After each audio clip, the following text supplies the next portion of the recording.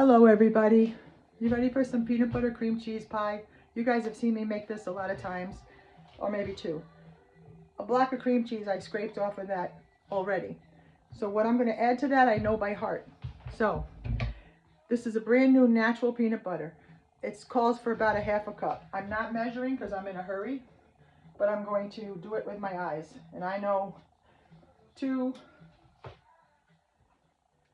you guys do the half a cup.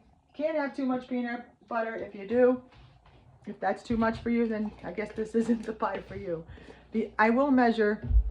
What do I have here? I thought this was a half a cup. Just want to make sure. Yeah, I do have a half a cup measuring cup. I just didn't want to dirty it in the peanut butter with the peanut butter and get out my Pampered Chef. So what I'm using next is a half a cup of organic cane sugar, just because it makes it just a little better sugar for my digestive system. Then you whip that. Peanut butter, cream cheese, and sugar. While that's whipping, I have a graham cracker crust. This is my trick. This is sugar-free chocolate syrup. I just take it and I swirl some on the bottom of the graham cracker crust. If you have a chocolate crust, use that. If you don't use that. The last item that goes in is Cool Whip. Of course, I have Great Value Cool Whip. I'm letting that look pretty good, and I'll scrape it down before adding the Cool Whip.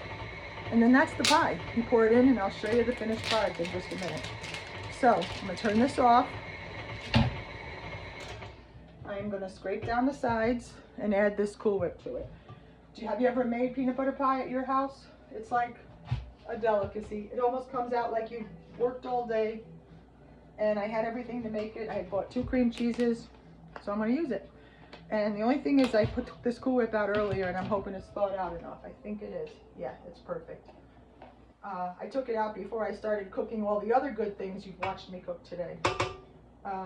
You do the whole thing. You don't whip it very long at this point after this. You're just kind of looking to fold it into it.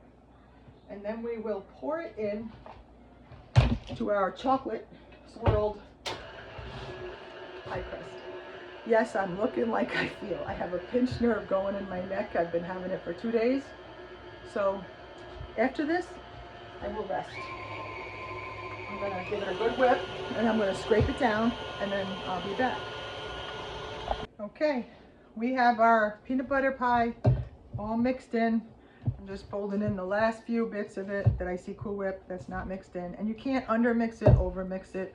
So use your hands, use your eyes, use your senses, like I always say. And we're going to pour this into this prepared chocolate swirled graham cracker crust. You refrigerate it. Doesn't take long. We used to make this at Jerry Lynn's restaurant in Johnstown. That's where this recipe's from. And Wally's bought it afterwards, Wally Hart in Johnstown. And I think we used to do it for his restaurant too. And it was a hit. Now you could serve it with the way I am with the chocolate sugar-free sauce, or serve it the way Jerry Lynn's did, which was even better. They did hot fudge. They chilled it with no chocolate. Just put it in the graham cracker crust, served it with hot fudge on top and whipped cream. Now, because I wanted to look pretty, I swirl some more chocolate syrup in 2 different directions. And if you want to use regular instead of sugar-free, and you have that, that's what you use. There is a homemade chocolate cream cheese pie that's going to go in the fridge and be perfect for after dinner. I hope this helps you. I hope you are inspired to cook a bunch of things. And I have one last thing to make, and then I'm going to rest. Thank you. Love you guys.